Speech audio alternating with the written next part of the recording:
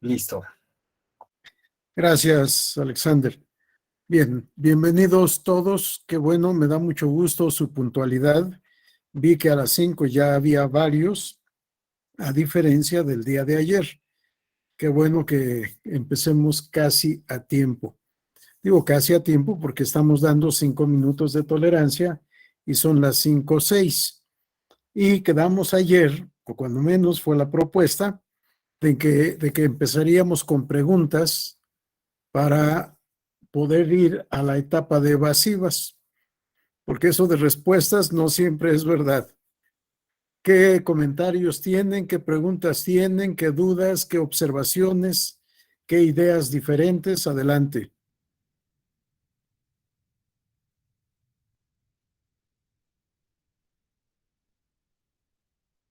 ¿Nadie se anima?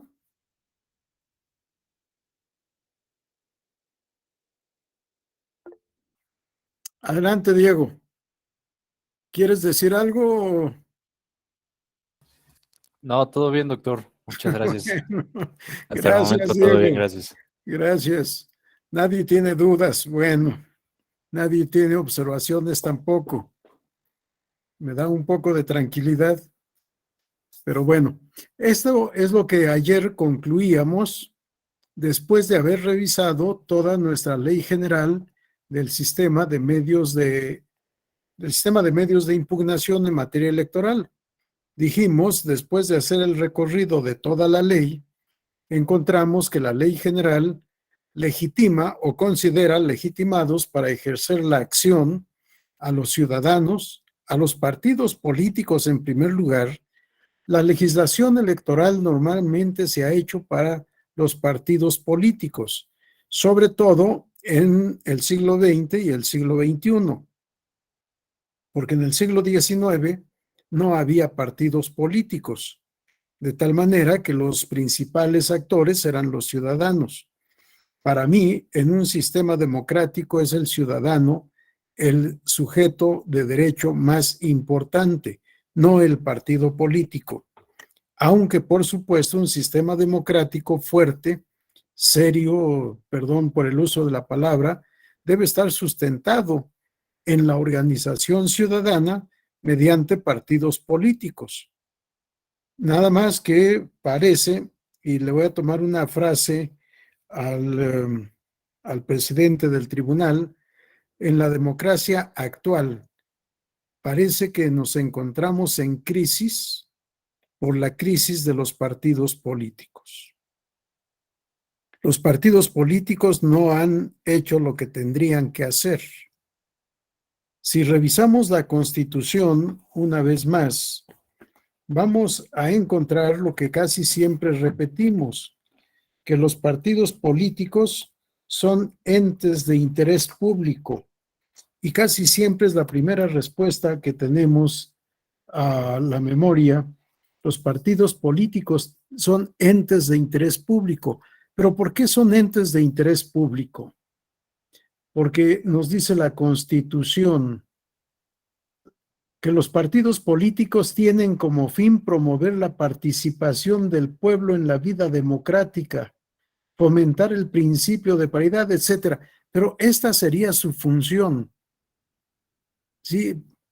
Hacer posible la vida democrática del país, la vida democrática de la República.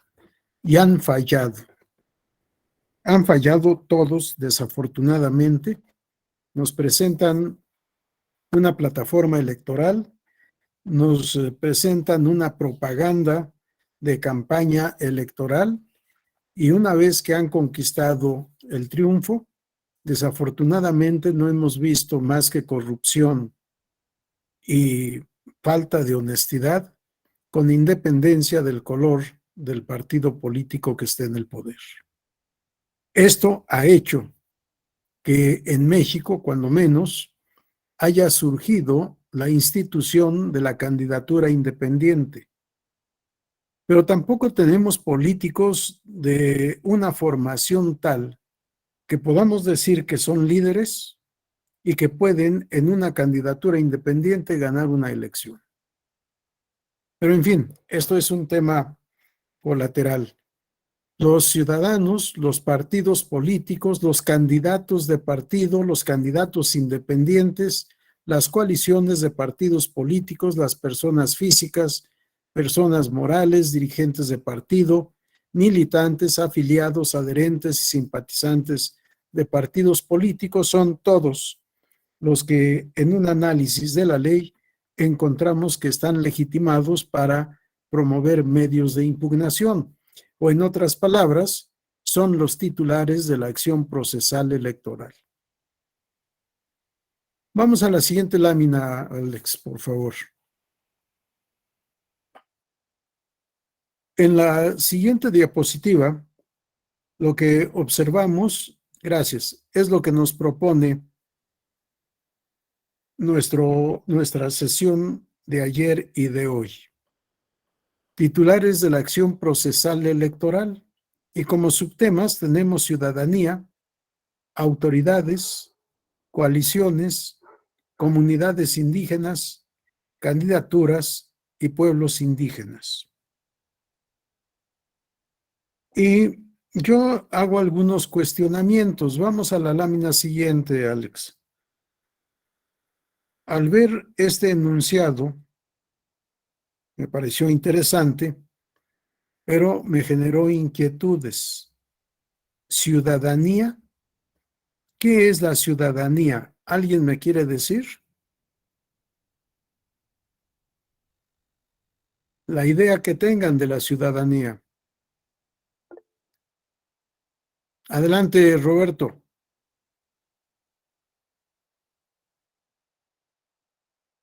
Buenas tardes, doctor. Buenas tardes. Bueno, la idea que tengo de ciudadanía es la aptitud que tiene una persona de ser sujeto de derechos y obligaciones reconocidos por el Estado. Bueno, más o menos porque pareciera que estamos definiendo a los sujetos de derecho. Pero efectivamente es una calidad especial. La ciudadanía es una calidad especial que tienen determinadas personas, normalmente solo los nacionales. Si leemos el artículo 34 de la Constitución, vamos a encontrar que son ciudadanos de la República los varones y las mujeres que, teniendo la calidad de mexicanos, reúnan además los requisitos de ser mayores de 18 años y tener un modo honesto de vivir. Mujeres y hombres que, siendo mexicanos, tienen un modo honesto de vivir y han cumplido 18 años de edad. Entonces, la ciudadanía como calidad jurídica o una forma de estado jurídico no puede ser titular de la acción procesal. Si la ciudadanía es calidad, la calidad no puede ser titular de derechos y deberes. Tenemos la calidad de ciudadanos, la calidad de ciudadanas, pero esa característica no es la que es titular de la acción, sino la persona ciudadana la que tiene este derecho humano o derecho subjetivo público, como dicen muchos autores. Otra acepción de ciudadanía es conjunto de ciudadanos y ciudadanas. La ciudadanía, todos los hombres y mujeres que cumplen los requisitos de acuerdo a la Constitución para tener la calidad de ciudadanos. Luego, entonces, no es la ciudadanía la titular de la acción procesal. Es individualmente, es cada uno de los ciudadanos, mujeres y hombres, con esta calidad jurídica, la que es titular de la acción. Y por eso, en el renglón siguiente, anoto ciudadanas y ciudadanos, no ciudadanía. Pero al hacer esta anotación, me surgieron varias preguntas. ¿Sí? ¿Cuáles ciudadanos? y todos los ciudadanos o solo algunos ciudadanos y algunas ciudadanas? Sí, este cuestionamiento, por supuesto, surge de la vida práctica en el ejercicio del derecho. Vamos a la siguiente lámina, por favor, Alex. Porque pareciera que no todos los ciudadanos, no todas las ciudadanas. Los extranjeros residentes en México no tienen derecho de promover los medios de impugnación previstos en la Ley General del Sistema de Medios de Impugnación. Las personas en situación de calle, las personas que se encuentran en prisión preventiva. Solo para hablar de ciudadanos. Los extranjeros obviamente no son ciudadanos. Por eso las preguntas, ¿todos los ciudadanos y solo los ciudadanos? Los menores de edad no pueden ejercer acción procesal electoral. Veamos cómo en la propaganda política y propaganda electoral, en especial propaganda de campaña, aparecen menores de edad. Claro, la jurisprudencia de nuestro tribunal ha determinado que se deben cumplir algunos requisitos. Los requisitos fundamentales: que haya la autorización escrita de quien ejerce la patria potestad o la tutela, que son los legítimos representantes de los menores de edad. Y también, dependiendo de la edad del menor, conocer su opinión. ¿Quiere o no quiere aparecer? ¿Quiere o no quiere participar? Y veamos cómo se han hecho famosos incluso algunos niños que participan, niños y niñas, por supuesto, que participan en la materia política electoral. Entonces, si alguno de estos menores resultara perjudicado, resultara agraviado, para mí no tendría ningún problema en ejercer la defensa de sus derechos. Y tendría que ser, por supuesto, o a través del juicio para la protección de derechos político-electorales del ciudadano, o a través del juicio electoral que hemos creado jurisprudencialmente, no está en la ley, o a través de un asunto general que tampoco está en la ley. Pero no le podríamos negar al menor de edad la defensa de su interés jurídico. Claro, en principio, no puede el menor de edad comparecer por sí mismo. Tendría que comparecer por conducto de su representante legal, el que ejerce o quienes ejercen la patria potestad o quienes ejercen la tutela. Pero hay un tema mayor. Perdón. Partidos políticos, decíamos ayer, como Movimiento Ciudadano, Partido de la Revolución Democrática y Morena, admiten como militantes a menores de edad. Hay diferencia de edades según el estatuto del partido, 15 o 16 años.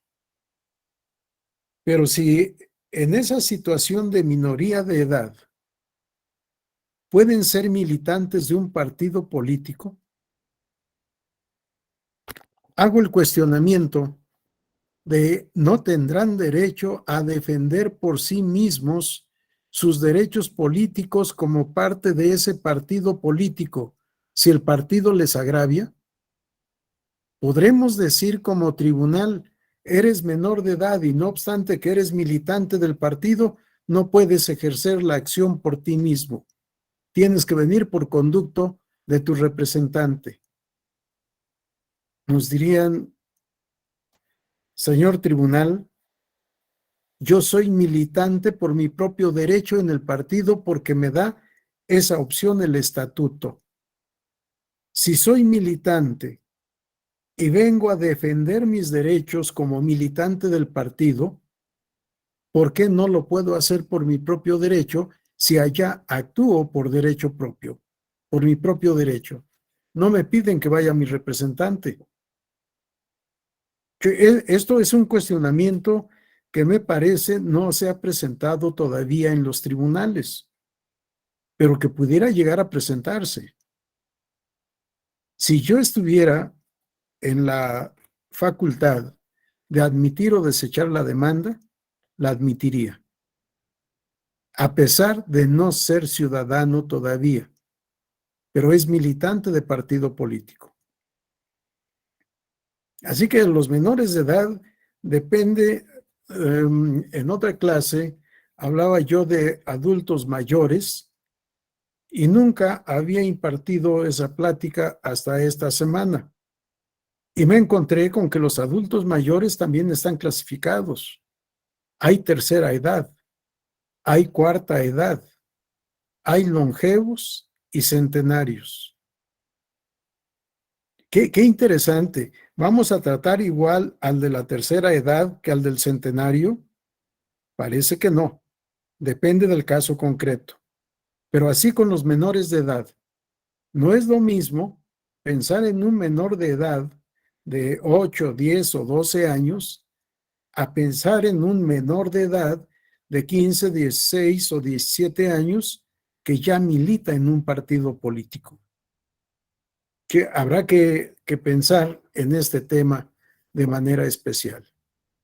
Extranjeros no son ciudadanos, pero pueden, residiendo en México, ser arrendatarios, por ejemplo, de un bien inmueble, de una casa.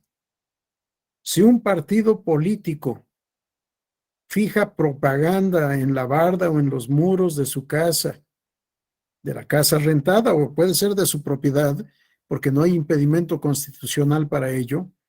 La zona prohibida es en las fronteras y en las costas, pero no fuera de estos kilometrajes, 50 y 100 kilómetros en uno y otro caso.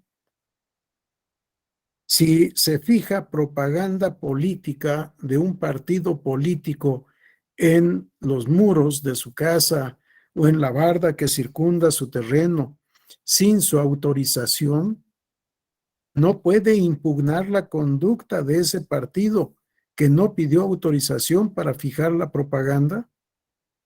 Por supuesto que sí. Y es extranjero. Sí, pero el derecho de propiedad, y si no es de propiedad, el derecho de uso en el caso de arrendamiento, es protegido por la ley. Y él como propietario, usufructuario o usuario, tiene derecho a defender la cosa objeto de su derecho real, propiedad, usufructo o uso. Así que también el extranjero puede ser titular del derecho de acción procesal electoral. Pero cambio el tema y vamos a un extranjero que produce servicios o produce, perdón la expresión, produce productos satisfactores, que no son servicios, sino bienes, cosas, objetos. Y es proveedor de partidos políticos. O quiere ser proveedor de partido político, de partidos políticos. Si es proveedor y el partido político al que le proveyó no le pagó y pierde el registro y entra en liquidación, se convierte en acreedor. Y por tanto, de acuerdo a lo que veíamos ayer, tiene derecho a comparecer a impugnar actos relativos a esa liquidación. Y con independencia de su derecho de otra naturaleza a pedir que le paguen lo que le deben. Y si no es proveedor y quiere ser proveedor y le pide al Instituto Nacional que lo incorpore a la lista de proveedores y el instituto le da una negativa, tiene derecho a impugnar esa negativa. Sí, entonces los extranjeros también son titulares de la acción procesal electoral. No de todas, de algunas. Imagínense que no estamos en el ámbito nacional, sino en el ámbito local. Y es el Instituto Electoral Local el que le niega. Sí, tendrá derecho a impugnar ante el tribunal local esa negativa. Pero lo que resuelva el tribunal local será impugnable ante la sala regional correspondiente. Y quizá, en reconsideración, llegara hasta la sala superior.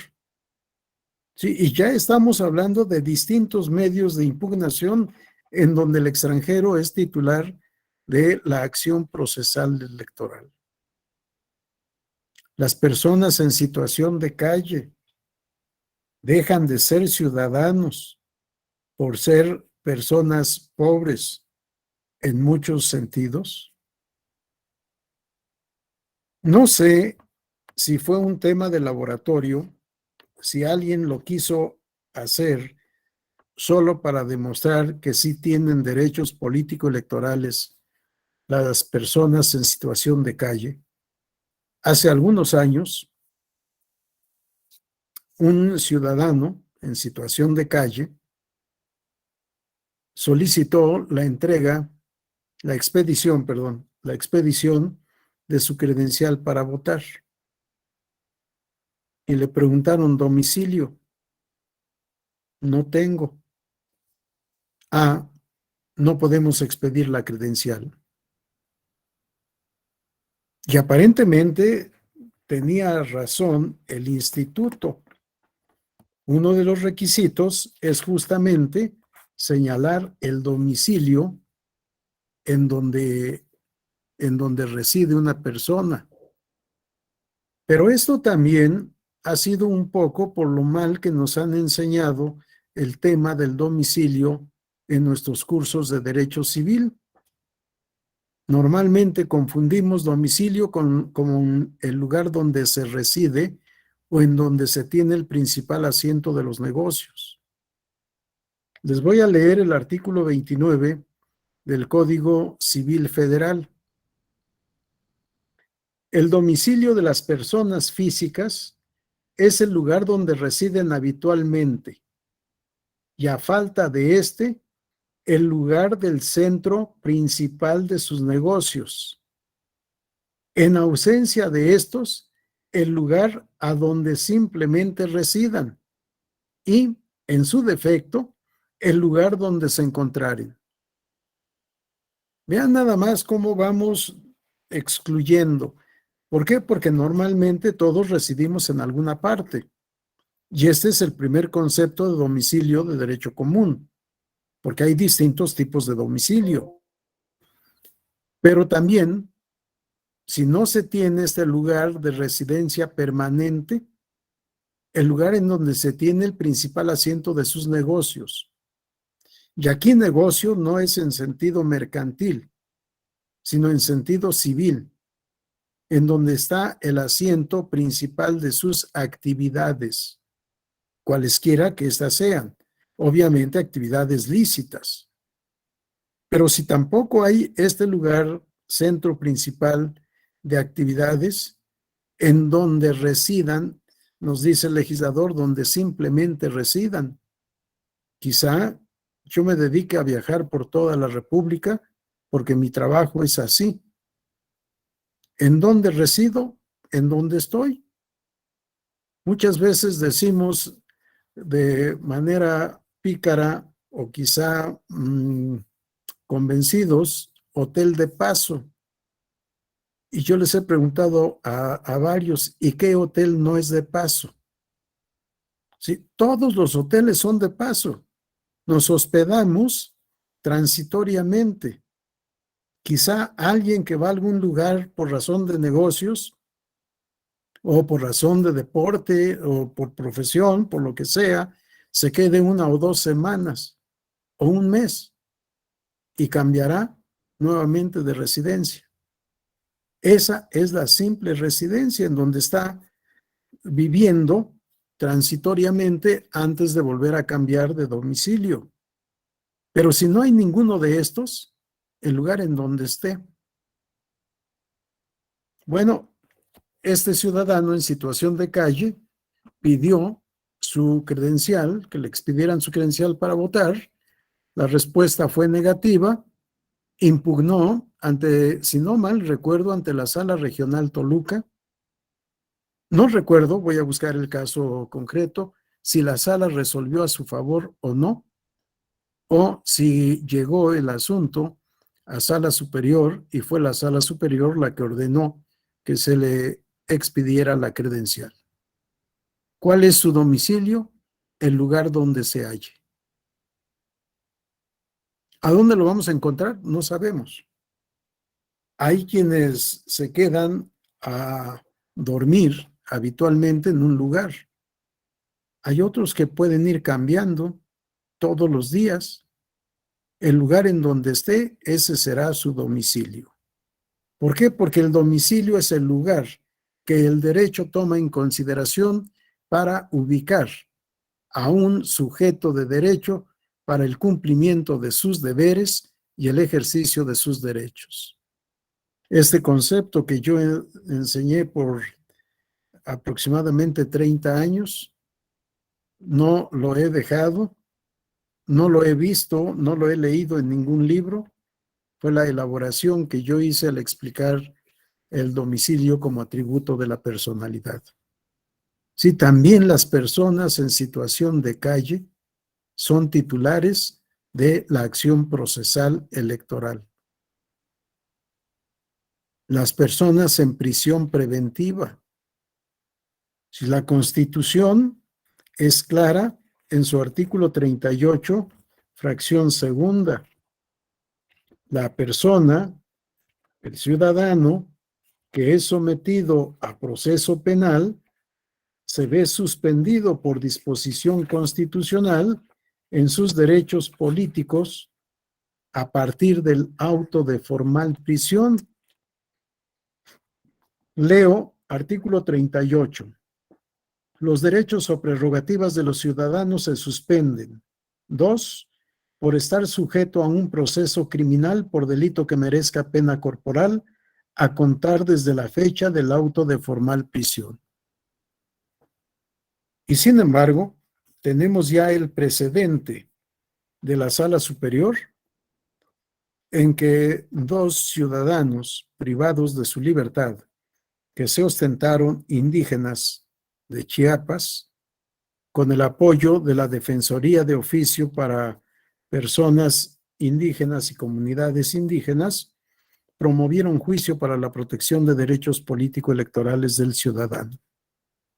Y la sala resolvió que tienen derecho a estar inscritos en el Registro Federal de Electores, tienen derecho a que se les expida su credencial para votar, a ser inscritos en la correspondiente lista nominal de electores y además tienen derecho a votar.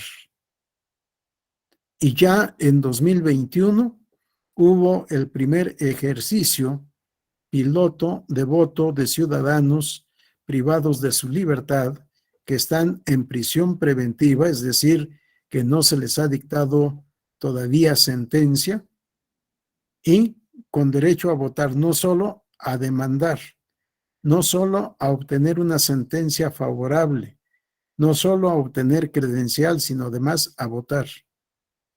Y para 2024 se supone, de acuerdo a la sentencia, que todos los ciudadanos en esta circunstancia, privados de libertad, pero sujetos a prisión preventiva, tienen derecho a votar. Todos. Siguen quedando excluidos, para mí de manera injustificada, los que han sido sentenciados. La sentencia se sustenta en el principio de inocencia porque están procesados pero no sentenciados. Para mí no hay ningún problema en que sean privados de la libertad en prisión preventiva o compurgando una pena después de haberse dictado sentencia definitiva. Porque si lo que se busca y así se enuncia en el frontispicio de esos centros de reclusión, centro de readaptación social, si lo que se busca es la readaptación social de quien incurrió en delito, que efectivamente cometió la conducta, que efectivamente es responsable y fue sentenciado, pues qué mejor principio de readaptación que reconocer sus delitos, sus derechos político-electorales y que los pueda ejercer. Claro, el problema es práctico.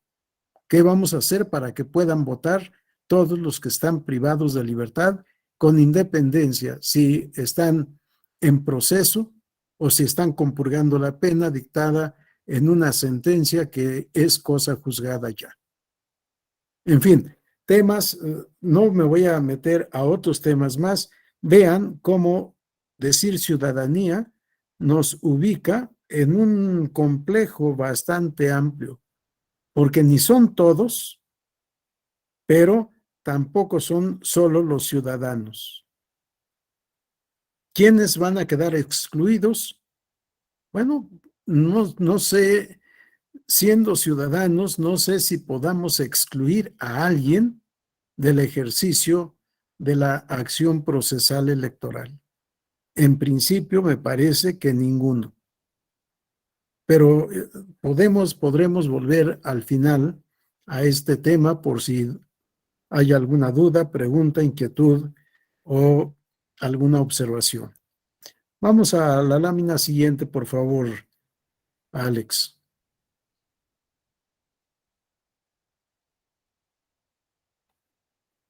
Vamos a ver el criterio que ha sustentado la Sala Superior en algunas tesis.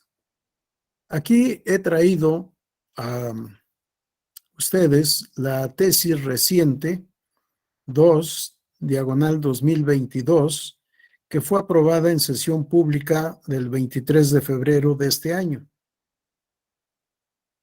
con un tema polémico. Actos parlamentarios son revisables en sede jurisdiccional electoral cuando vulneran el derecho humano de índole político electoral de ser votado en su vertiente de ejercicio efectivo del cargo y de representación de la ciudadanía. Esa es la tesis de jurisprudencia. Los actos parlamentarios son controvertibles en juicio electoral. Y con la nueva temática, con el nuevo método establecido por la Suprema Corte de Justicia de la Nación y los tribunales colegiados de circuito en la República. Y seguramente dentro de poco, si no es que ya existen también, de los tribunales colegiados de apelación. La explicación: hechos. Legisladoras y legisladores promovieron diversos medios de impugnación electorales para controvertir actos y omisiones que atribuyeron a las juntas de coordinación política de las dos cámaras del Congreso de la Unión y de un Congreso local, por considerar que se vulneró su derecho político electoral a ser votados en su vertiente de ejercicio efectivo del cargo. ¿En virtud de qué? En algunos casos, no se les permitió integrar las comisiones permanentes y en otro no hubo pronunciamiento sobre la solicitud de conformar un grupo parlamentario. Criterio jurídico. Los tribunales electorales tienen competencia material para conocer y resolver los medios de impugnación promovidos en contra de actos o decisiones que afecten el núcleo de la función representativa parlamentaria, en donde exista una vulneración al derecho político electoral a ser electo en su vertiente de ejercicio efectivo del cargo. Motivó, por supuesto, una reforma a la ley para establecer entre las causales de improcedencia de los medios de impugnación electoral que el acto impugnado sea un acto parlamentario. un acto de derecho parlamentario.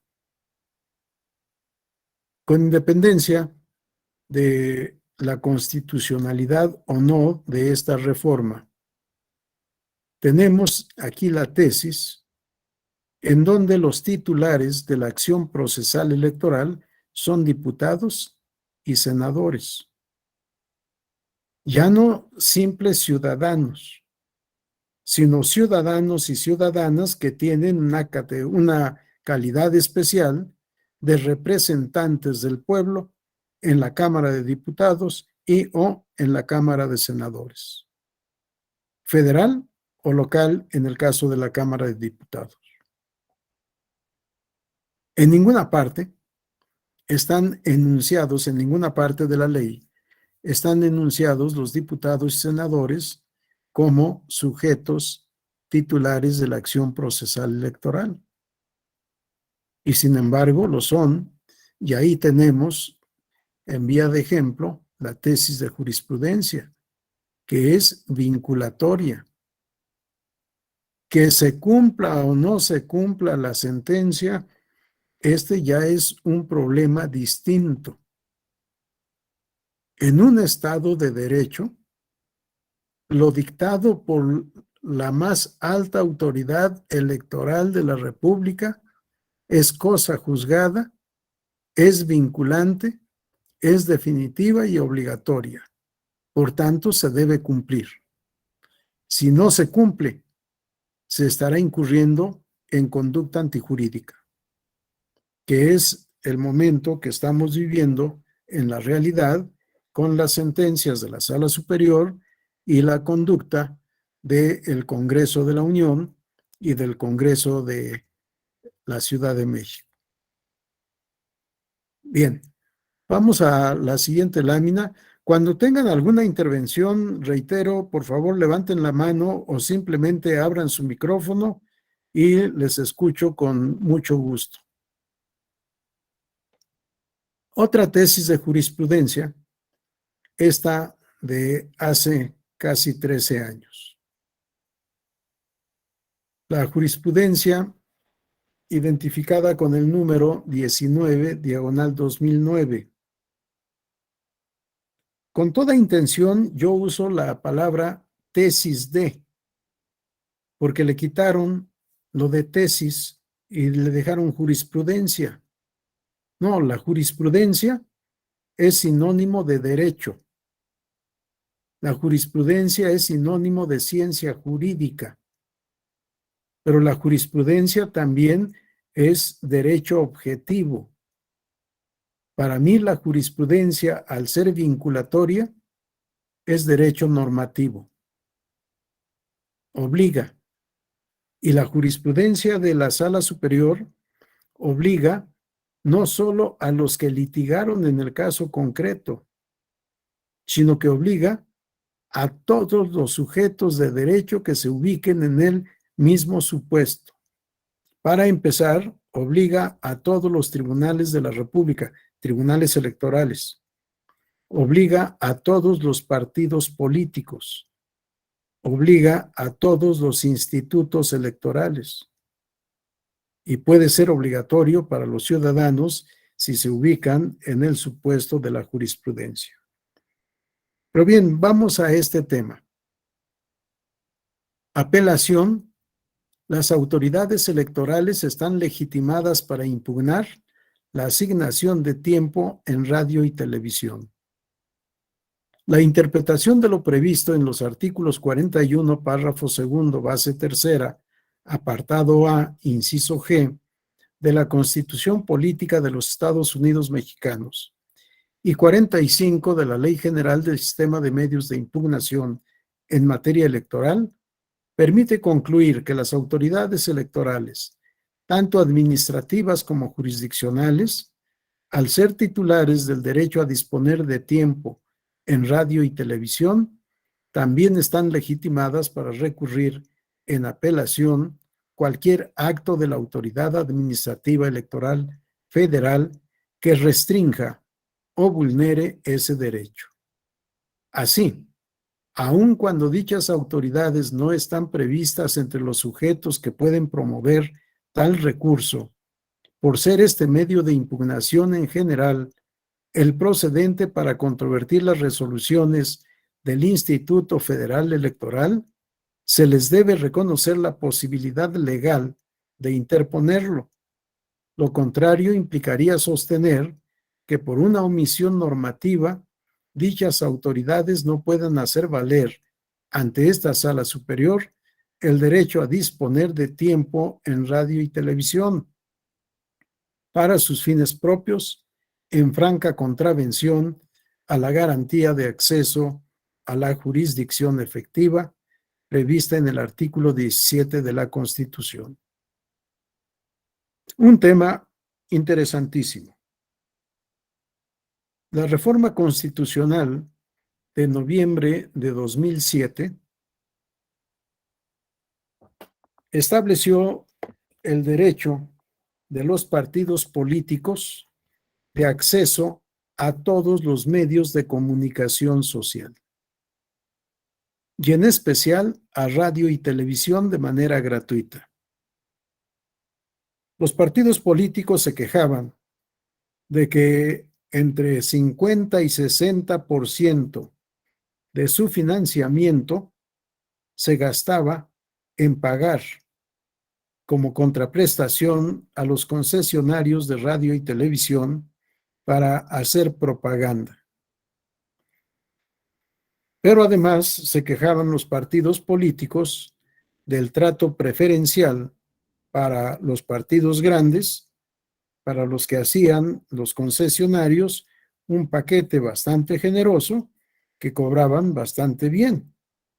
En cambio, a los partidos políticos pequeños, como no tenían la misma capacidad económica, como no la tienen ahora tampoco, pues les vendían a precio más alto y sin paquetes porque no los podían pagar, tiempo en radio y televisión para su propaganda.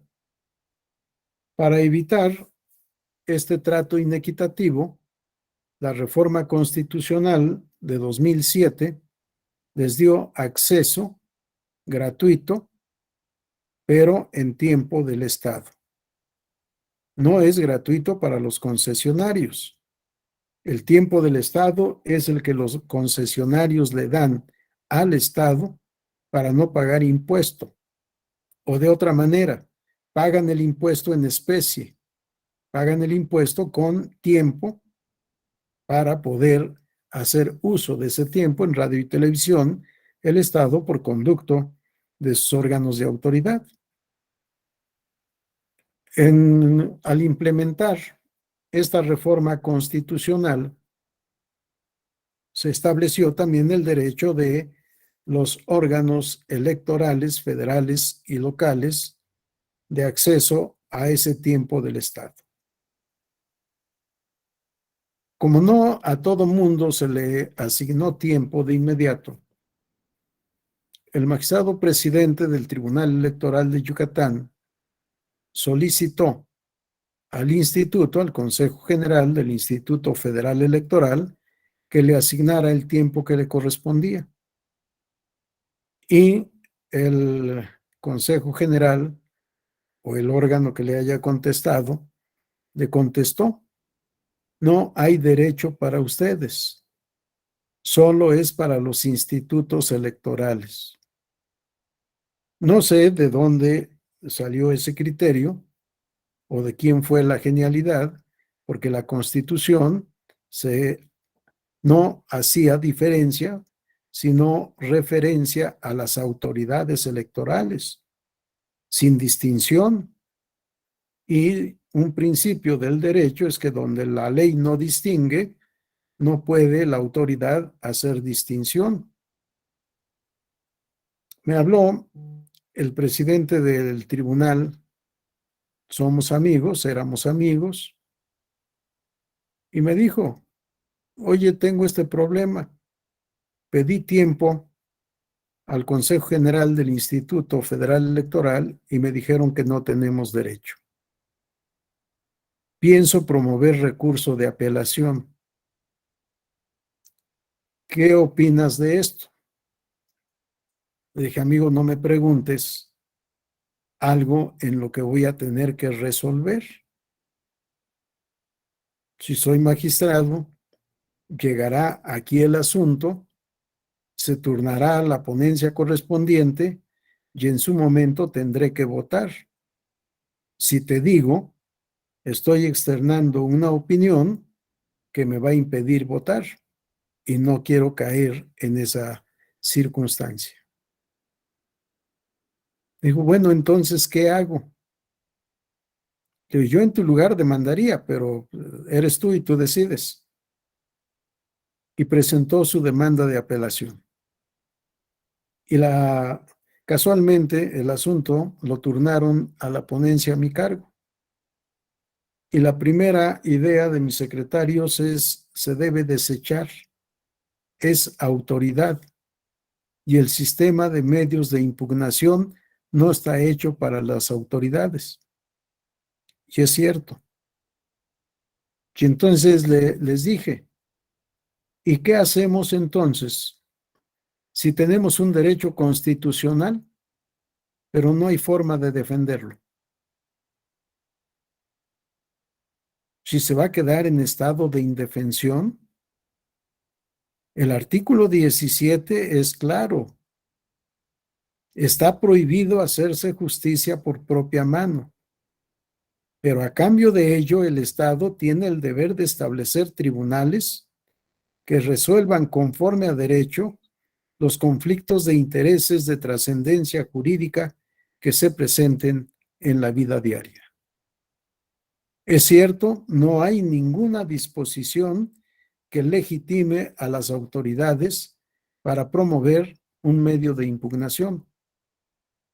Pero si tienen un derecho y este derecho no es respetado, están legitimados para su defensa ante el tribunal competente. Admitimos y resolvemos.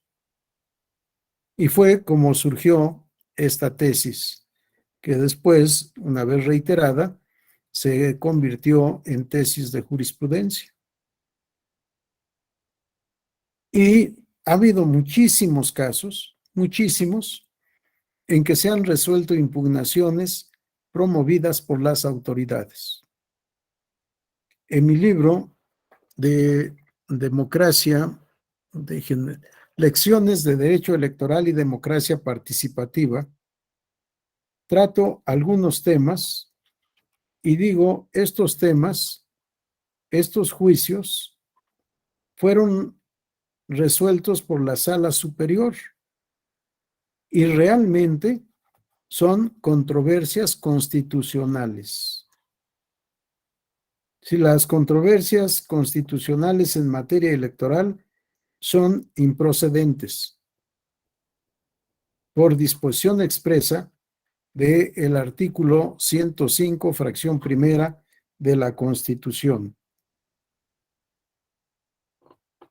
Pero como juicio electoral se han admitido muchísimas impugnaciones, desafortunadamente, sobre todo en materia de presupuesto. Los congresos o los gobernadores que no quieren darle a los institutos o a los tribunales lo que les corresponde para el cumplimiento de sus funciones. Y por tanto han demandado ante el Tribunal Electoral y el Tribunal Electoral ha admitido estas demandas en juicio electoral, ha resuelto y ha ordenado que se le otorgue al tribunal o al instituto, según sea el actor, la parte del presupuesto que le corresponde para poder cumplir cabalmente las funciones electorales que la Constitución o las constituciones les otorgan. Solo en vía de ejemplo, les diré de un artículo. Este libro es compilación de los artículos que escribí publicados en la revista Siempre durante 3 o 4 años. El título de este artículo es Controversias constitucionales electorales, su procedibilidad es una reforma ineludible. Y aquí cito algunos casos que son auténticas controversias constitucionales y que ha admitido y resuelto el Tribunal Electoral. Sí, no hay ninguna disposición que establezca que las autoridades también están legitimadas para incoar medios de impugnación electoral.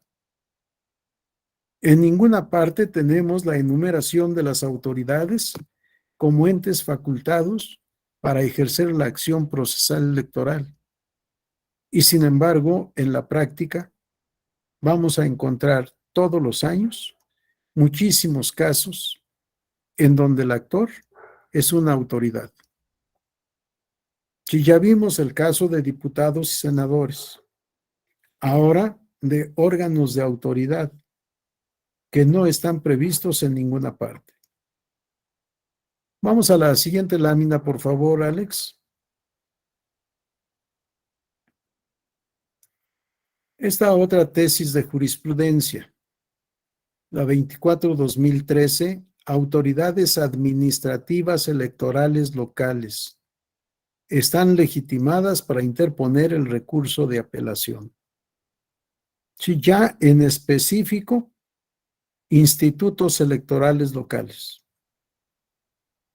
De la interpretación sistemática de los artículos 17, 19, párrafos primero y cuarto, fracciones 3 y 9, y 116, fracción cuarta, de la Constitución Política de los Estados Unidos Mexicanos, y 45 de la Ley General del Sistema de Medios de Impugnación en materia electoral, se advierte que el derecho de acceso a la justicia está protegido constitucionalmente y que las autoridades administrativas electorales de las entidades federativas tienen a su cargo la organización de las elecciones en forma periódica y pacífica. En ese contexto, a efecto de que puedan acceder a la justicia para asegurar el debido ejercicio de sus funciones constitucional y legalmente establecidas y el cumplimiento de sus determinaciones, debe considerarse que están legitimadas para interponer recurso de apelación contra las resoluciones de los órganos del Instituto Federal Electoral que pueda afectar el proceso electoral local. No recuerdo exactamente los temas que dieron origen a esta tesis de jurisprudencia, pero no olvidemos que el material electoral, sobre todo las mamparas y las urnas, muchas veces inclusive las mesas, la lista nominal de electores, son instrumentos que solo tiene el Instituto Federal Electoral, ahora Instituto Nacional Electoral, y que proporciona a los institutos locales, pero cobra por este servicio. Si un instituto no tiene los recursos suficientes para pagar, y el Instituto Federal o Nacional se niega a dar la prestación correspondiente, pueden los institutos locales impugnar esa negativa para que sea el Tribunal Electoral Federal el que resuelva a quién asiste la razón. Si efectivamente el préstamo de uso solo puede ser a través de un pago, a través de una contraprestación, o si atendiendo a las circunstancias particulares del instituto peticionario, o se cobra menos o no se cobra, si dependiendo de las circunstancias. Lo importante es que tenemos aquí la precisión de que los institutos electorales locales están legitimados para promover el recurso de apelación. Y si vamos a toda la normativa que tiene por objeto al recurso de apelación, en ninguna parte vamos a encontrar esta posibilidad. ¿Cuál es nuestro eje rector? El artículo 17 de la Constitución, aunque por supuesto, haciendo una interpretación bastante amplia de lo previsto en el precepto constitucional, porque es cierto, la disposición constitucional en su letra no contiene esta permisión. Reitero lo que había dicho, pero ahora leyendo el texto. Artículo 17. Ninguna persona podrá hacerse justicia por sí misma, ni ejercer violencia para reclamar su derecho. Toda persona tiene derecho a que se le administre justicia por tribunales que estarán expeditos para impartirla en los plazos y términos que fijen las leyes, emitiendo sus resoluciones de manera pronta, completa e imparcial. Su servicio será gratuito, quedando en consecuencia prohibidas las costas judiciales. Este artículo está en el capítulo 1 de nuestra Constitución, que hasta antes de la reforma de 2011 era de las garantías individuales. Y obviamente se refería a garantías individuales de las personas físicas, aunque también con el transcurso del tiempo se ha ido evolucionando para poder tomar en cuenta a todos los gobernados, sean o no personas físicas, incluso tengan o no tengan personalidad. Ahora hablamos de los derechos humanos y sus garantías. En ese capítulo está este artículo 17. Y los derechos humanos, pues pareciera que solo son para los humanos, pero no. Las personas morales también tienen derecho a los derechos humanos. No en las mismas circunstancias, por supuesto, pero también tienen estos derechos. Y los demás sujetos de derecho, órganos de autoridad, pues también tienen derechos. Y como no procede la controversia constitucional, lo que tenemos que hacer es impartir justicia por conducto de los medios de impugnación en materia electoral, ya que todos son sujetos electorales: autoridad local electoral, autoridad federal electoral o ahora autoridad nacional electoral, órganos administrativos de autoridad electoral. Si la conducta del órgano nacional lesiona al instituto local, el instituto local está legitimado para promover el medio de impugnación. De nada vale tener derechos si no hay la garantía para exigir el respeto y la vigencia eficaz de ese derecho. Todo esto es lo que nos ha llevado a estos criterios que nos garantizan la vigencia del Estado de Derecho, el cumplimiento eficaz de las normas constitucionales y, por supuesto, de las normas legales.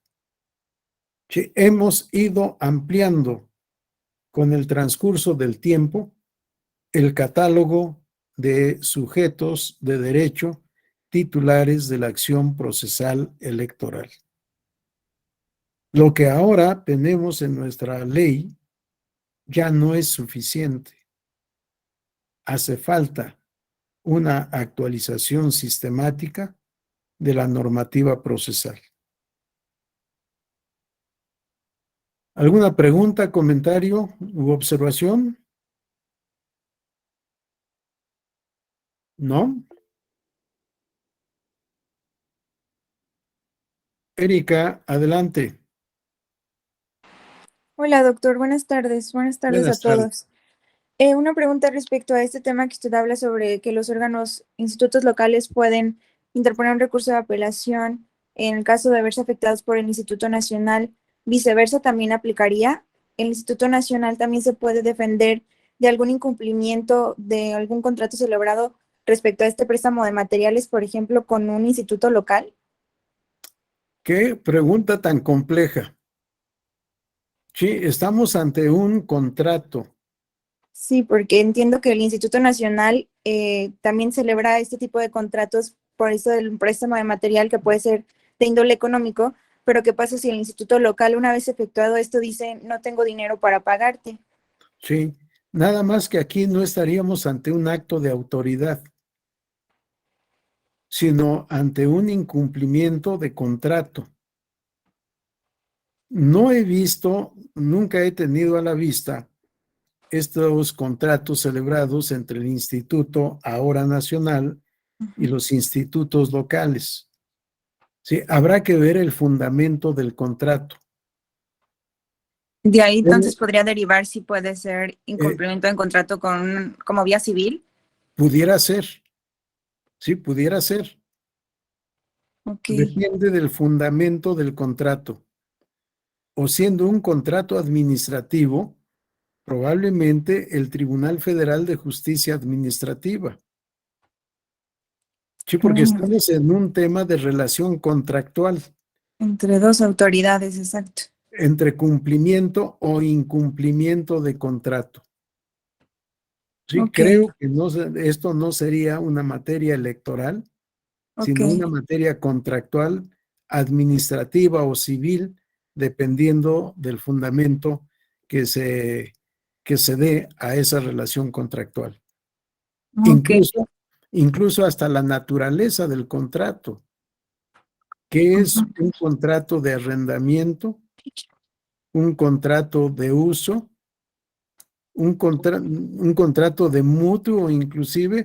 No lo sé, o de permuta creo que no, pero mutuo a lo mejor pudiera ser.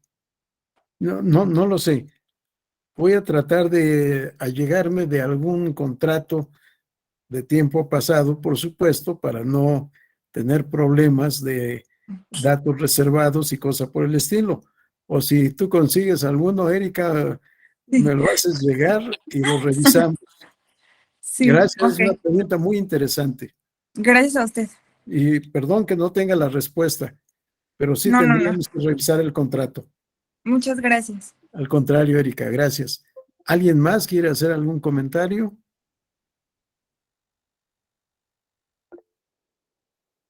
Diego, Gracias, doctor. Buenas tardes a todos nuevamente. Por buenas lo que entiendo de tardes. esta tesis de jurisprudencia 24-2013, a lo que se refiere que los organismos públicos locales, como autoridades administrativas electorales locales, podrán apelar los acuerdos o resoluciones del INE, ¿no? Cuando Sí, les sean, algo que resuelva el INE le afecte directamente a la OPLE, ¿no? Es lo que yo entiendo. claro. Veamos ahora en la legislación constitucional. El Instituto Nacional Electoral puede ejercer facultad de asunción o facultad de atracción.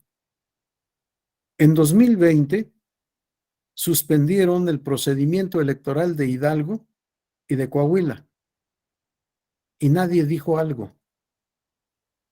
Según el Instituto Nacional Electoral, fue a petición del Instituto Electoral Local en el caso de Hidalgo, pero no en el caso de Coahuila.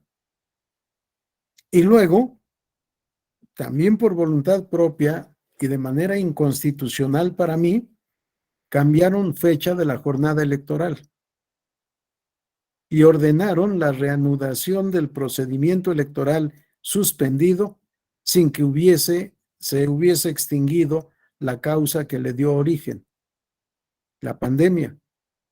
Seguimos viviendo en pandemia.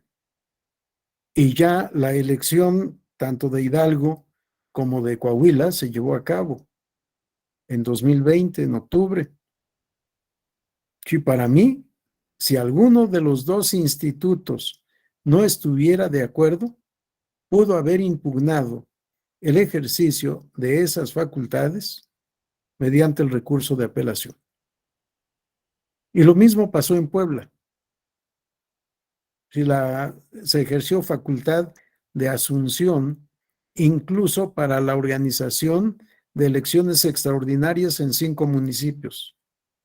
Para mí, de manera inconstitucional.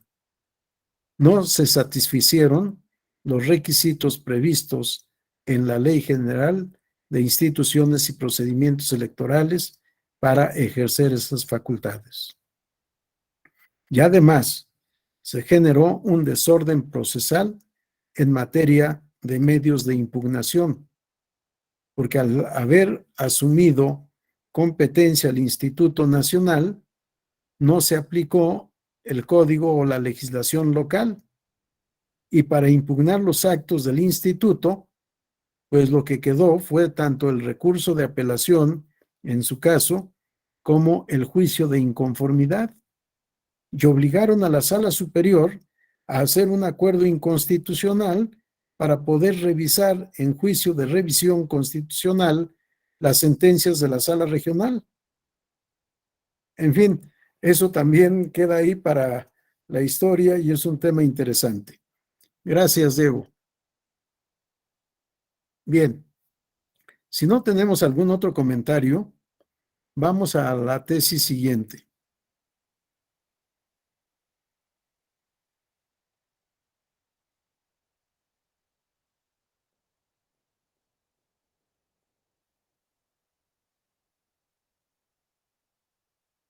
Perdón, Diego, levantaste la mano, adelante.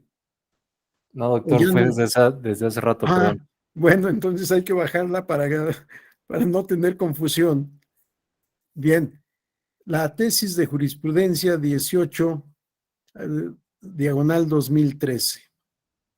Vean este otro tema, también totalmente distinto. Cámara Nacional de la Industria de Radio y Televisión está legitimada para interponer el recurso de apelación contra actos que considere contrarios a los intereses de sus agremiados. 2013. El tema es el mismo, la reforma constitucional de 2007. Porque alegaban las televisoras que no podían transmitir la propaganda, los spots o promocionales de los partidos políticos en campañas electorales locales. Decían, porque nuestra señal es nacional. Tuvieran o no tuvieran razón, el problema estaba en están legitimados los concesionarios para promover medios de impugnación electoral. En ninguna parte de la legislación está previsto que puedan comparecer como actores permisionarios, en esa época todavía permisionarios, y o concesionarios de radio y televisión. Y tuvimos muchísimos casos promovidos por los concesionarios. Y no podía ser juicio para la protección de derechos político-electorales del ciudadano. Primera, porque no todos son ciudadanos. La mayoría son sociedades mercantiles. Pocos son personas físicas que son concesionarias de radio o televisión.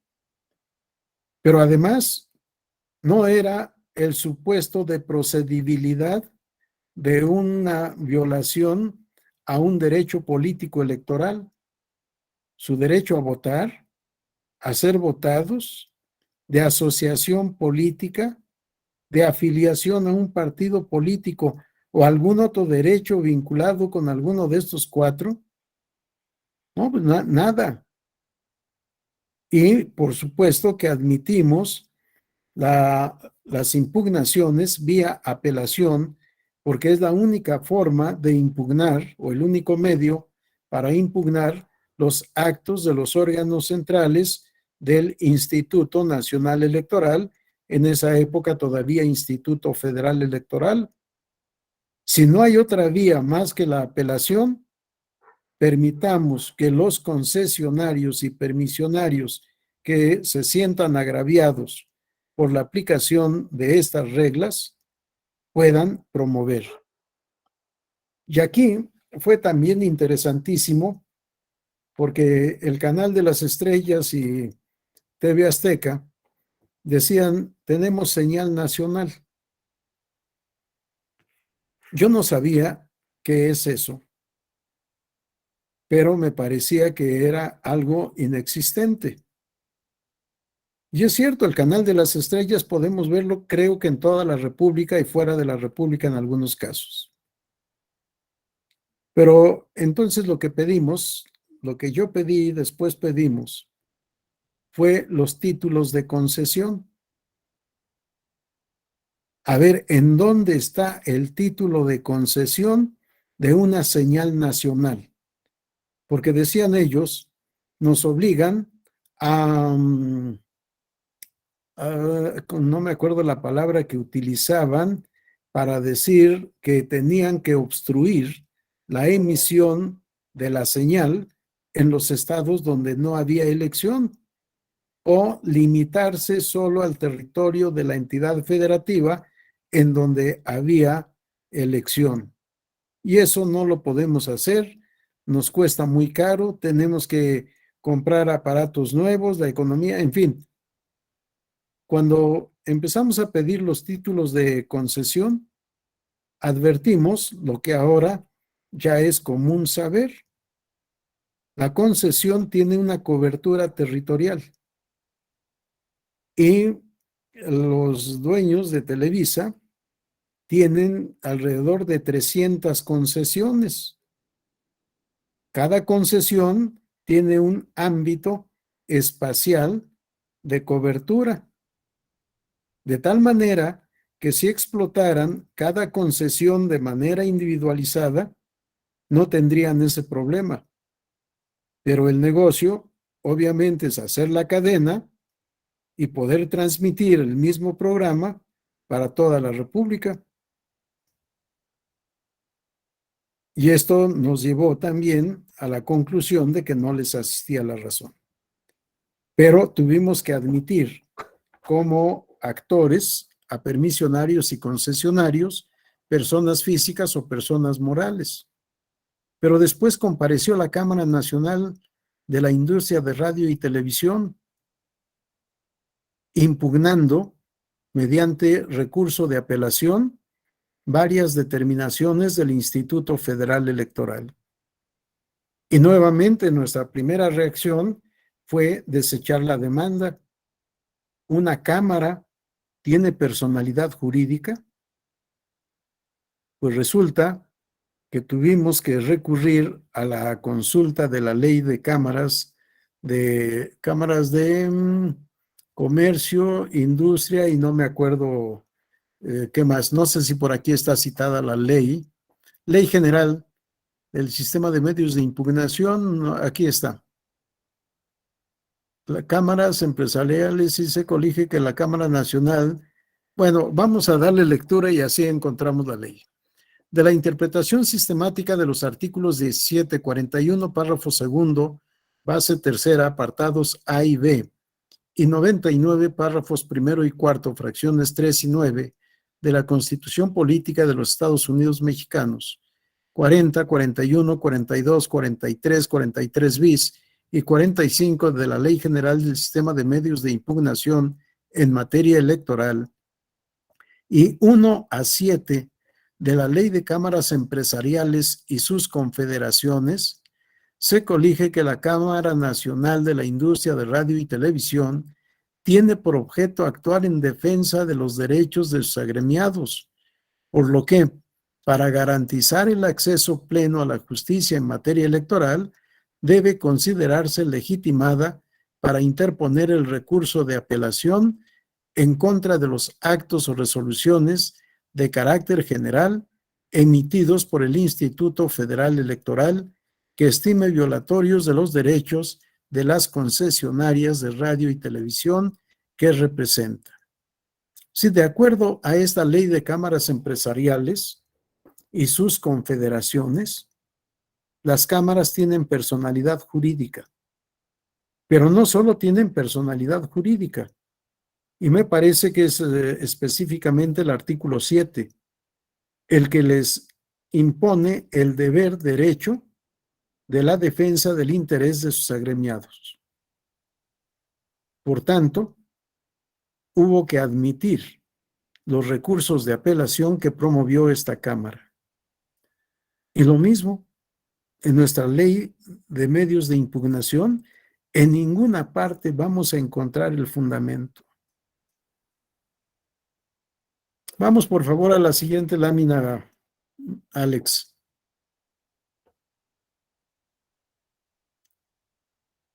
Comunidades indígenas. En el enunciado de nuestro tema aparecen pueblos y comunidades indígenas. Esta tesis obviamente no tiene por objeto establecer que los pueblos y comunidades indígenas tienen la titularidad de la acción procesal. El tema es otro. Comunidades indígenas deben flexibilizarse las formalidades exigidas para la admisión y valoración de los medios de prueba. Si el tema es derecho probatorio, ¿cómo actuar en el proceso electoral en materia de pruebas respecto de las comunidades indígenas, de los integrantes de estas comunidades o de los pueblos indígenas?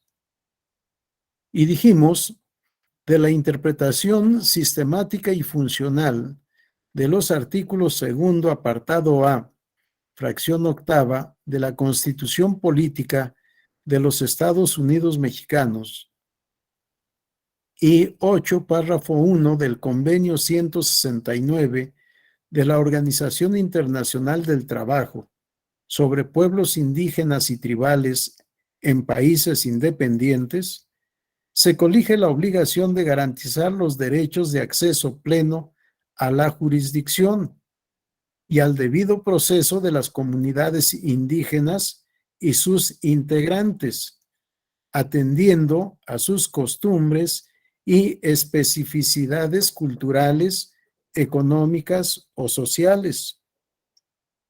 Bajo esa perspectiva, en los juicios en materia indígena, la exigencia de las formalidades debe analizarse de una manera flexible, conforme a la sana crítica, la lógica y las máximas de la experiencia, a efecto de que todos y cada uno de los medios de prueba allegados al proceso sean analizados atendiendo a su naturaleza y características específicas, sin que sea válido dejar de otorgarles valor y eficacia con motivo del incumplimiento de algún formalismo legal. Seguimos en la otra lámina, por favor, Alex. Desde algún formalismo legal que a juicio del juzgador y de acuerdo a las particularidades del caso, no se encuentre al alcance del oferente. Lo anterior, a fin de procurar compensar las circunstancias de desigualdad y desventaja procesal en que se encuentran las comunidades indígenas, con pleno respeto al principio de igualdad procesal y a las reglas elementales en materia probatoria, sin que ello implique necesariamente tener por acreditados los hechos objeto de prueba. Si no se puede pedir el mismo formalismo. Pensemos en los fedatarios públicos. Regresamos a la lámina anterior, Alex. Si pensamos en los fedatarios públicos, tendríamos que revisar, gracias, la legislación para poder determinar quiénes tienen fe pública. Los jueces y magistrados, ministros, no tienen fe pública. La fe pública recae en los secretarios. El Ministerio Público no tiene fe pública, sino el secretario. Tienen fe pública los notarios. Tienen fe pública los corredores públicos. Pero en la comunidad indígena, ¿quién tendrá fe pública? Sí, habrá que saber en el contexto de la vida de cada comunidad a qué autoridad de la comunidad se le otorga esa calidad. Lo que tal autoridad diga es la verdad. Sí, ¿qué es la fe pública?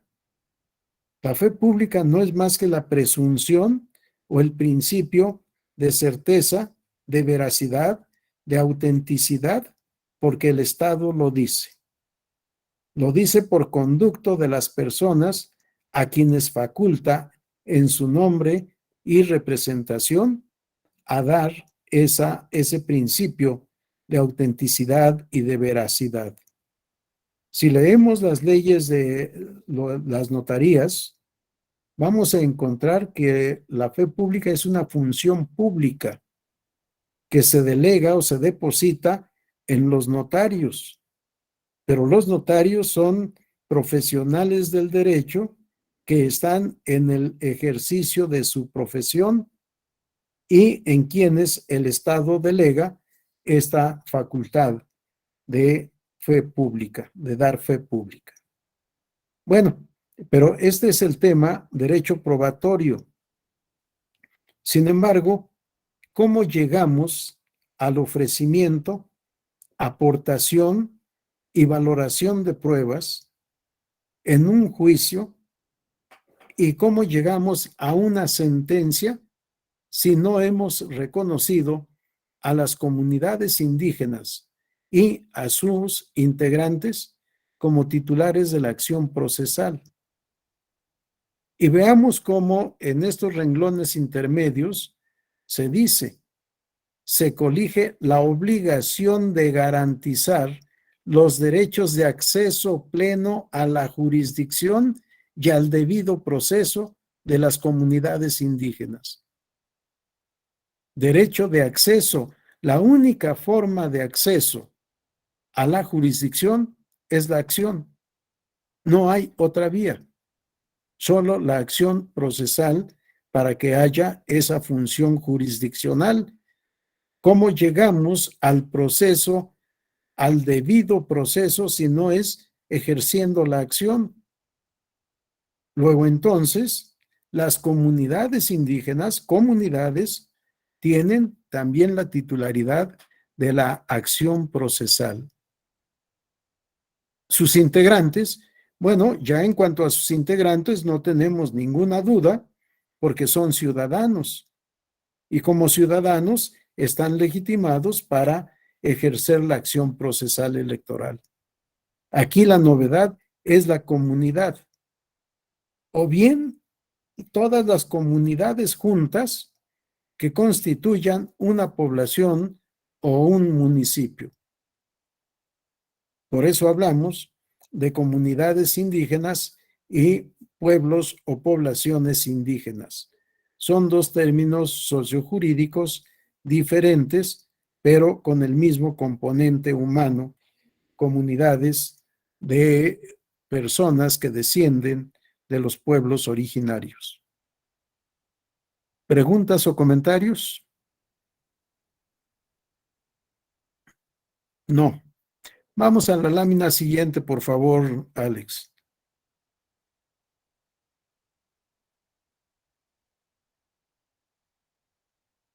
A la siguiente.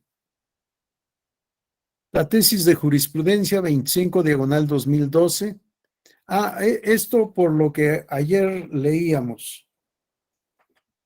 En varias disposiciones de nuestra ley procesal Regresamos al anterior, Alex. Eso es, gracias.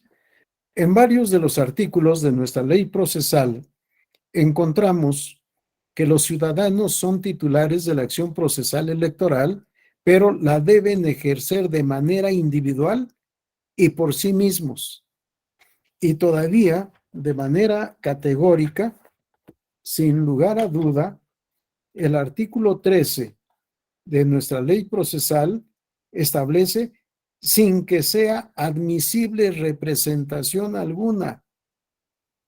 Leo el artículo 13, párrafo 1, inciso B.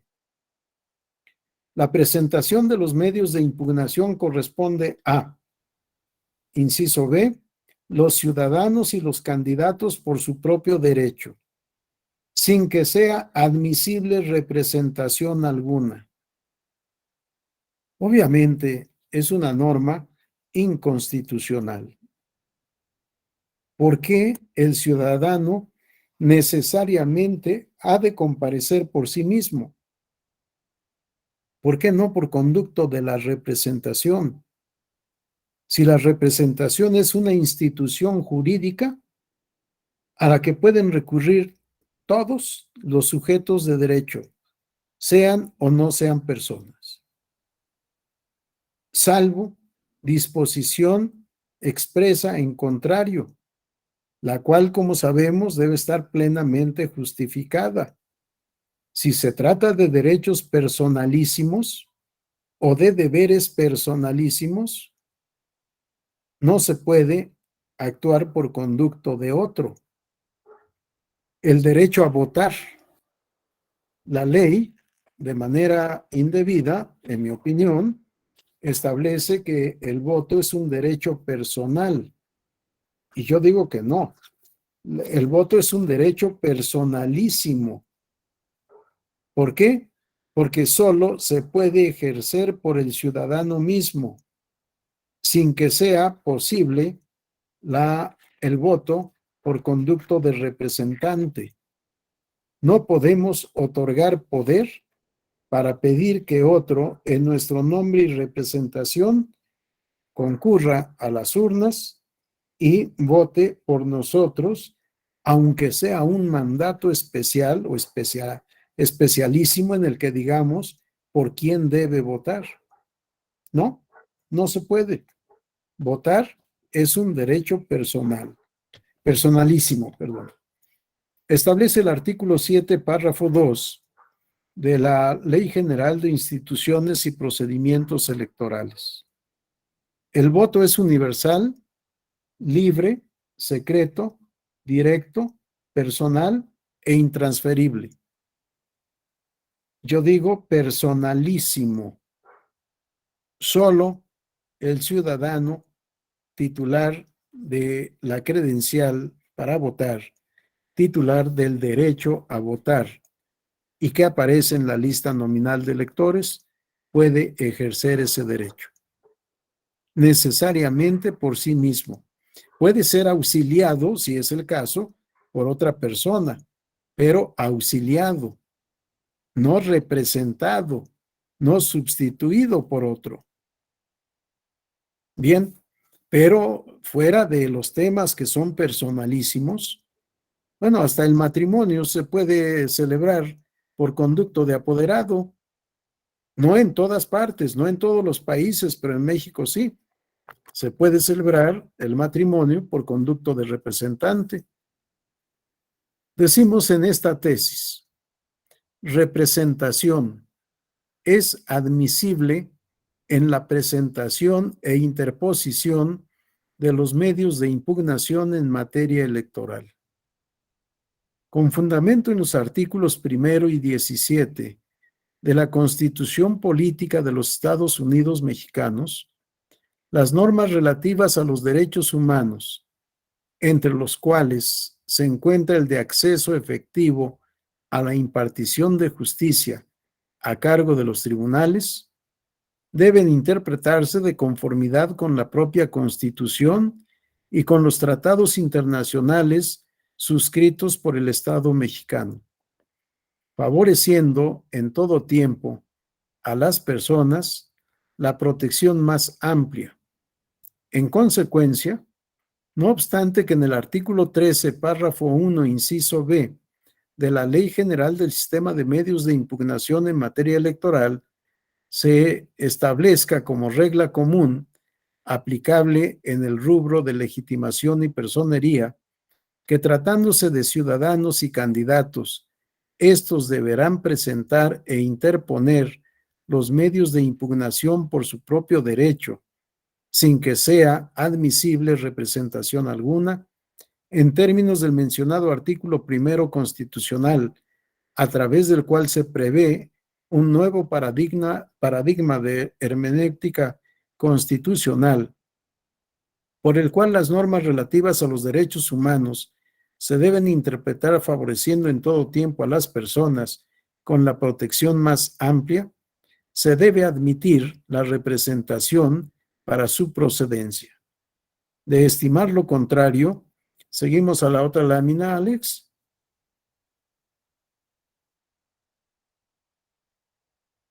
Sí, gracias. De estimar lo contrario, es decir, de imponer la obligación a ciudadanos y candidatos a promover los medios de impugnación en materia electoral por sí mismos, prohibiéndoles la posibilidad de hacerlo a través de representante, se generaría una medida desproporcional e innecesaria, ajena a los fines de certeza y seguridad jurídica que se pretenden alcanzar con el citado artículo 17 constitucional bajo la frase en los plazos y términos que fijen las leyes, pues el requisito legal bajo estudio no tiene como objetivo la protección de ningún otro derecho fundamental o principio constitucional, ni la salvaguarda del derecho de terceros.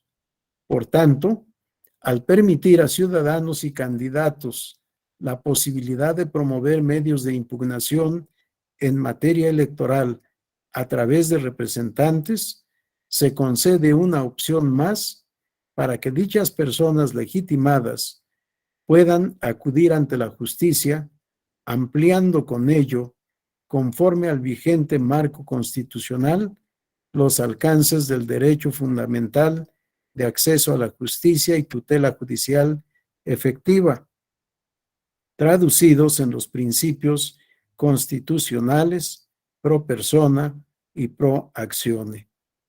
Sí, esta es la tesis para poder dejar de aplicar la prohibición que hemos leído en muchos casos. No solo es quien es titular de la acción procesal, sino también cómo o por conducto de quién se puede ejercer este derecho.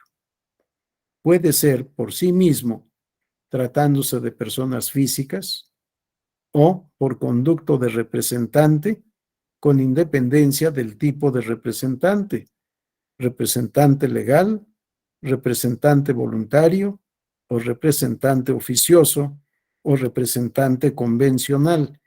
Creo que soy el único que habla de estas 4 especies de representación. Casi todo mundo habla de 3 especies: la representación legal, la representación voluntaria y la representación oficiosa. La representación oficiosa es por conducto del gestor de negocios, que en términos del Código Civil Federal es la persona que, sin estar obligada a ello y sin tener mandato para tal efecto, se hace cargo de los negocios de otra persona. Déjenme ver si encuentro el artículo en el Código Civil. Aquí está. Artículo 1896. El que sin mandato y sin estar obligado a ello se encarga de un asunto de otro, debe obrar conforme a los intereses del dueño del negocio, bajo el rubro de la gestión de negocios. La representación legal tiene su fuente única y exclusivamente en la ley. Para los menores de edad, los tutores, o primero los que ejercen la patria potestad, ya falta o por imposibilidad de estos, los tutores. Para los mayores de edad declarados en estado de interdicción o de incapacidad de ejercicio, los tutores. Nadie más es representante legal de personas físicas. En el caso de las personas morales, habrá que analizar cuál es la legislación aplicable para poder determinar quiénes son sus representantes. Por ejemplo, la Ley General de Sociedades Mercantiles establece que el presidente del Consejo de Administración o el administrador único es el representante legal de la sociedad. Sí, tenemos que analizar la ley aplicable para saber quién es el representante legal. Representante voluntario, el que obtiene la representación de un acto jurídico unilateral que denominamos poder. El apoderado es representante voluntario y el representante convencional, el mandatario con representación, porque deriva de un acuerdo de voluntades denominado contrato de mandato. Se ha vuelto común en los últimos años hablar de apoderado legal o de mandatario legal. Es un error. ¿Sí? No hay apoderado ilegal. El apoderado es un representante voluntario. Tampoco es representante legal. ¿Sí? La representación legal, insisto, deriva de manera inmediata y directa de la ley. Pero en fin, este es otro tema interesante en el contexto del derecho civil. Vamos a la siguiente lámina, Alex. Bueno, es la última. ¿Qué sucede después de todo lo que hemos visto? Yo me he encontrado en la imposibilidad de hacer un catálogo de titulares de la acción procesal electoral. Es imposible. Y día a día surgen nuevos casos en donde quizá encontremos nuevos titulares de la acción procesal electoral. Ya lo vimos con los diputados y los senadores. No habíamos pensado, o cuando menos yo no había pensado, que un diputado pudiera promover en su calidad de diputado un medio de impugnación. Y sin embargo, ahora que hemos desarrollado el concepto de derecho a ser votado en distintas vertientes, en distintas variantes, yo en un voto particular empecé a hacer este desglose y les decía, el derecho a ser votado empieza con el derecho a ser precandidato en el partido político. No había entonces la institución de la candidatura independiente. Para poder ser candidato, había que ser postulado por un partido político. Desde 1946, los partidos políticos adquirieron el monopolio de la postulación de candidatos, monopolio que constitucionalmente se acabó en 2012, pero que en la ley fue hasta 2014. Decía entonces, el derecho a ser votado no es nada más el derecho a recibir votos, sino el derecho a participar en el procedimiento intrapartidista de selección de candidatos.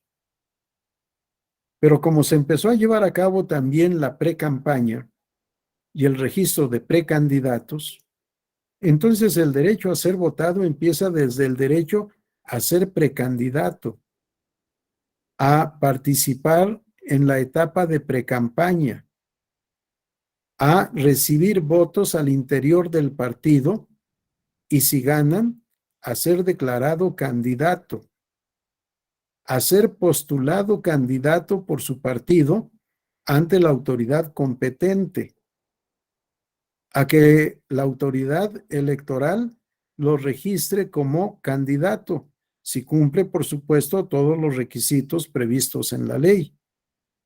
Una vez registrado candidato, tiene derecho a hacer campaña. Después de hacer campaña, tiene derecho a recibir votos. Si obtiene la mayoría de votos, tiene derecho a ser proclamado triunfador. Si es triunfador, tiene derecho a recibir su constancia de mayoría y validez. Si recibe su constancia de mayoría y validez, tiene derecho a asumir el cargo previa rendición de la protesta constitucional. Si asume el cargo, tiene derecho a desempeñarlo en circunstancias adecuadas por todo el tiempo para el cual fue electo. Sí, y decimos desempeñar el cargo en circunstancias adecuadas. Aquí es en donde ha venido lo que hemos llamado la vertiente ejercicio del cargo para el cual fue electo. Si el diputado o senador considera que hay violación a su derecho de ejercicio del cargo, está legitimado para promover el medio de impugnación que corresponda. Y hemos visto en fechas recientes cómo diputados y senadores, cada uno por su lado, por supuesto, constituyendo un grupo parlamentario, han promovido medios de impugnación para decir, como grupo parlamentario tenemos derecho, por ejemplo, a formar parte de la comisión permanente. O tenemos derecho de formar parte de una de las comisiones que se integran en la Cámara. Sí, todos estos son temas de derecho parlamentario. A mí no me queda ninguna duda. No son derecho electoral. Pero si el Congreso, si las cámaras no son capaces de resolver sus problemas con acuerdos políticos, no queda más que la aplicación de la ley por conducto de un tribunal para poner orden en donde no lo hay.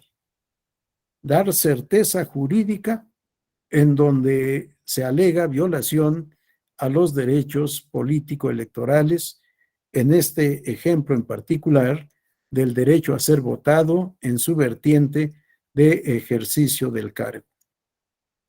Bien, todo esto que hemos platicado, y quizá lo que nos falta, porque es difícil abarcar todo el universo que la práctica nos proporciona, me ha llevado a mí a la conclusión de que cualquier catálogo será insuficiente.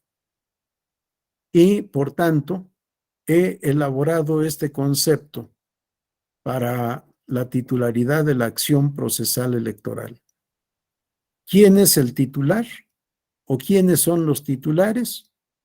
Todo sujeto de derecho, con o sin personalidad jurídica, legitimado para promover un medio de impugnación electoral, con la finalidad de que el órgano jurisdiccional competente declare, conforme a derecho, la anulación, revocación o modificación de un acto, resolución o procedimiento de naturaleza electoral. ¿Quién estará legitimado? Aquel que alegue haber sufrido agravio con motivo del acto, resolución o procedimiento impugnado. Todo sujeto de derecho, sea o no sea persona. Las coaliciones, decíamos, no son personas. Los frentes no son personas. Las agrupaciones políticas no son personas. Los grupos parlamentarios no son personas. Las comunidades indígenas no son personas. No hay ley que les atribuya la calidad jurídica de personas. Es una definición que propongo que he elaborado para este curso que hemos tenido ayer y hoy, previo estudio, por supuesto, del tema. Hace algunos años que me atreví a dar teoría general del proceso y he tenido que estar estudiando para poder hacerme cargo de las clases en la Facultad de Derecho de la UNAM. Pero que además el derecho procesal pues ha sido una materia que he cultivado desde 1978, cuando ingresé como secretario de acuerdos a la segunda sala regional metropolitana del entonces Tribunal Fiscal de la Federación. De ahí a la fecha no me he separado del derecho procesal, 16 años como magistrado y todos los demás años como secretario en distintos niveles. Así que queda ahí a su consideración y a la consideración de quienes lean este concepto para recibir comentarios, críticas o sugerencias. Perdón, magistrado Flores, ¿usted en qué tribunal está? ¿Cómo está, doctor Flavio? Qué gusto saludarle. Los saludo acá desde el estado de Nayarit, Tribunal Estatal Electoral de Nayarit. Me da mucho gusto. El gusto es mío. Mucho gusto. Qué bueno que esté aquí con nosotros en este curso. Espero no haberlo fastidiado. Doctor Flavio, déjame decirle que siempre es un placer escucharle. Siempre es muy enriquecedor, más que nada. Siempre me llevo mucha satisfacción de escuchar y estar presente. Por eso, donde está usted, siempre es un referente para los que nos gusta la materia electoral. Así que en cada curso que da o en cada lugar que yo lo veo, siempre se aprende algo. Así que, ¿qué le puedo decir? El encantado soy yo. Gracias, magistrado. No nos pusimos de acuerdo y no le pregunté por esa razón, pero bueno, gracias por palabras tan generosas. ¿Alguien tiene alguna pregunta, algún comentario, alguna duda, observación, provocación, lo que quieran? Adelante, Carlos Jesús Trejo. Hola, buenas noches, doctor. Un Buenas saludo noches. desde la Facultad de Derecho. Mi Gracias. duda va acerca sobre, entonces, los titulares de esta acción procesal electoral, pues va a ser cualquier ente de derecho que estime una vulneración en sus derechos político-electorales. De acuerdo. Sí, así es. Que tenga o no razón ya será tema del fondo de la litis, pero como titular de la acción, sí. Por eso muchos autores en teoría del proceso, sobre todo, han dicho que la acción es un derecho abstracto. ¿Sí? ¿Por qué? Porque tiene derecho de ocurrir al tribunal, abstracto y autónomo. Tiene derecho de ocurrir al tribunal, tenga o no tenga razón. Yo decía ayer que deben litigar de buena fe, es decir, pensando que efectivamente les asiste la razón. Pero muchas veces se hace nada más para ver si pega. Bueno, aún así, son titulares de la acción. ¿Por qué? Porque están aduciendo sufrir un agravio con motivo del acto, resolución o procedimiento que impugnan. Que tengan o no razón será tema del fondo. Por eso también en muchos libros vamos a ver que se habla de presupuestos procesales de la acción y presupuestos procesales de la sentencia. Sí, para que la sentencia sea favorable, necesitamos tener razón, pero para poder demandar, no necesariamente. Don Cipriano Gómez Lara, a esto de mi respeto, trae un cuadro que elaboró en su libro Teoría General del Proceso, en donde hace todo este juego de posibilidades, cuando se ejerce sin derecho, cuando hay pretensión sin acción y no sé cuántas cosas más, un entretenimiento jurídico interesante. Si lo pueden ver ahí en su libro Teoría General del Proceso, verán alguna de estas cosas. Pero se puede ejercer acción sin tener razón. Y puede el que la ejerce saber que no tiene la razón, pero la ejerce a ver si pega.